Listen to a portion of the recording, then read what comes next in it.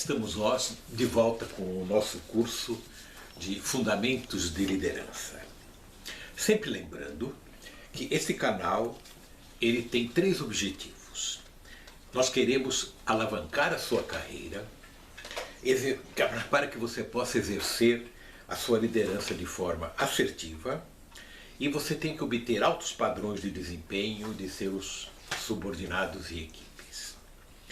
Você está participando de um programa chamado Formação de Líderes Assertivos. São cursos integrados com aulas organizadas em módulos. Você pode segui-las na sequência proposta ou conforme sua preferência pelos temas. Dê o like, salve sua aula para consulta posterior, inscreva-se no canal, clique no sininho para ser notificado cada vez que houver uma nova aula. Então vamos lá. Sempre lembrando, nós estamos no primeiro curso, Fundamentos de Liderança, e se você conheceu o curso agora, consulta e assista os módulos anteriores, ou as aulas anteriores, sobre o valores do líder. Neste segundo módulo, eu quero explicar para meus amigos e amigas o que é e como ser um líder emocionalmente inteligente. Então, o tema da aula de hoje, ou deste módulo, é inteligência emocional. Isto posto, estamos na aula 4. Vamos lá falar sobre tipos de inteligência. Você já ouviu um termo chamado QI, não é? Claro que você sabe também que esse quer dizer quociente de inteligência. O que é esse quociente de inteligência? Nós falamos, aquela pessoa é inteligente. O que nós queremos dizer com isto, né? O que é um QI? Você terá um QI de uma pessoa normal se você tiver um número entre 80 e 120, se você conseguir resolver alguns testes de inteligência, que são um conjunto de problemas com o mesmo número de acertos e na velocidade que cerca de 1,5 milhão de recrutas americanos conseguiram lá em 1917. Era um trabalho do exército americano para selecionar recrutas para o exército, né? Se nós pegarmos esse número e dividir a sua capacidade cognitiva, que é chamada de idade mental, lembra, capacidade cognitiva ou idade mental, pela sua idade cronológica, você multiplica esse número por 100 para dar um número inteiro. Então vai dar qualquer coisa entre 80 e 120, e se estabeleceu que 100 é um número bom de uma pessoa medianamente inteligente, né? Muito bem. Agora, onde é que começa o problema? Como é que você mede essa capacidade cognitiva, né? Você faz exercícios matemáticos, desafios lógicos, testes de vocabulário. Provavelmente, alguma vez na sua vida, você fez um teste de inteligência no processo de recrutamento e seleção da empresa, né? Ainda hoje, variações desse método, desses conceitos, são utilizadas em processos de recrutamento e seleção e também em quebra-cabeças publicados em jornais e revistas. É claro que hoje em dia essa questão provoca muita polêmica entre técnicos e cientistas. Nosso curso não é para trabalhar com polêmicas, né? Mas é interessante. Bom, eu quero propor uma brincadeira. Essa brincadeira é politicamente incorreta. Atenção, vou ser politicamente incorreto um pouquinho. Imagina um jogador de futebol, né? Ele é brilhante nos dribles, né? E ele é brilhante na pontaria. Agora vamos ver. Ele marcou gols, etc. E depois ele é entrevistado na porta do vestiário por um jornalista.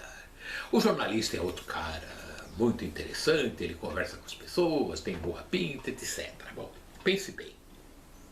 Pense nas perguntas e nas respostas. Essas perguntas e respostas fazem a gente pensar algo assim. Eles são inteligentes? Se você disser que não, você está errado. Eu vou explicar por quê. Talvez eles tenham um QI muito baixo. mas eles são sim inteligentes.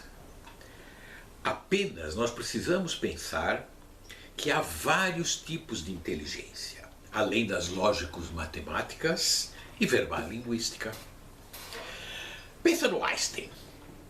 Uma das coisas do Einstein é que ele tocava violino.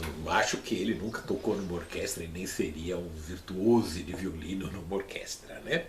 Mas ele tocava violino e ninguém precisa pensar no Einstein, que dizia que tem um QI 180, alguma coisa assim, né? Agora, você pode imaginar o Einstein cobrando um pênalti? Não, né? Não. O Pelé e o Einstein nasceram com o que popularmente é chamado de dons. Esses dons, numa linguagem ou numa terminologia científica, são as inteligências. Existe alguma coisa comprovada por testes, cientistas, etc. A gente nasce com alguns tipos de inteligência. Se houver estímulo, oportunidades, condições sociais adequadas, nós podemos desenvolver essas inteligências a níveis excepcionais de desempenho. Algumas atividades profissionais são executadas muito bem se a pessoa tiver desenvolvido esta inteligência. Vou tentar exemplificar algumas. Vamos pensar primeiro nas inteligências técnicas. Quem tem, vamos ver, inteligências técnicas de algumas profissões. Arquitetos, analistas de sistemas, desenhistas de moda, secretários organizando um arquivo, eles têm o que nós chamamos de inteligência espacial. O que é isso? Eles são capazes de identificar e classificar partes simples de estruturas complexas. Outras competências chamadas técnicas são dos atletas, mas também dos mecânicos, cirurgiões, dentistas, costureiros, digitadores. Eles têm uma inteligência chamada sinestésica. O que eles são capazes de fazer? O que essa inteligência propicia para eles, né? Eles são capazes de aplicar eficazmente os seus movimentos musculares, né? Seja para saltar um obstáculo ou para consertar um relógio. Outra competência técnica a gente diz popularmente de cantores, instrumentistas, compositores, maestros. Sabe aquele garoto que de repente pega um violão e sai tocando, né? Ou aquela pessoa que bate bem uma caixinha de fósforo numa cantoria de bar? Mas nós dizemos que esses maestros, compositores, etc., eles têm bom ouvido. O que também pode ser dito de quem entende vários idiomas. Isso se chama inteligência musical. Então, repara, né? Eu estou falando das inteligências, vamos ver aqui, inteligências técnicas, né? Que são a espacial, a sinestésica e a musical. Bom, o QI, veja, nós não podemos abandonar o QI, né? Apesar de eu ter dado uma crítica aí ao modelo, né? Ele mede duas inteligências importantes para quem trabalha em uma empresa. São as inteligências cognitivas. Cognitivas, você sabe de saber, o que a pessoa sabe, né? Por exemplo, professores, redatores, advogados, executivos, consultores como eu, eles têm uma inteligência linguística. O que eles fazem, né? Fazem apresentações brilhantes, congressos, reuniões, apresentam relatórios com argumentos imbatíveis, usam bem o idioma, a língua, o vocabulário, assim por diante. Outra inteligência que aparece nessa categoria das cognitivas, claro, as lógicas, né? Quem são? Matemáticos, engenheiros de computação, controladores financeiros, planejadores, eles têm a inteligência lógica. Agora, vamos supor você tem função executiva, Função executiva nós estamos chamando aqui supervisor, chefe, diretor, presidente, alguém que executa coisas, que tem que ter resultados na empresa, né? E você percebe que o seu forte é aplicar essas duas inteligências. Provavelmente, se você for fazer um teste desses de QI, vai aparecer que você tem um QI muito alto, muito bom. Agora, eu sempre costumo aqui dar má notícia. Eu vou dar uma má notícia, né? Essas duas inteligências são importantes, mas falta algo. Eu diria que você pode ser um excelente técnico, quase certo que você é um bom chefe.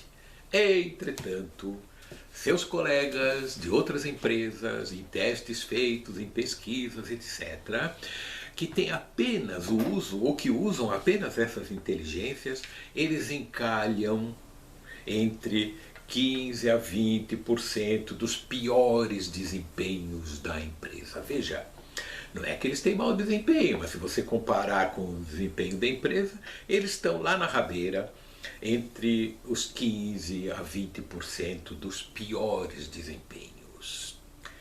Faltam para eles a inteligência emocional, ou, usando o plural, as inteligências emocionais.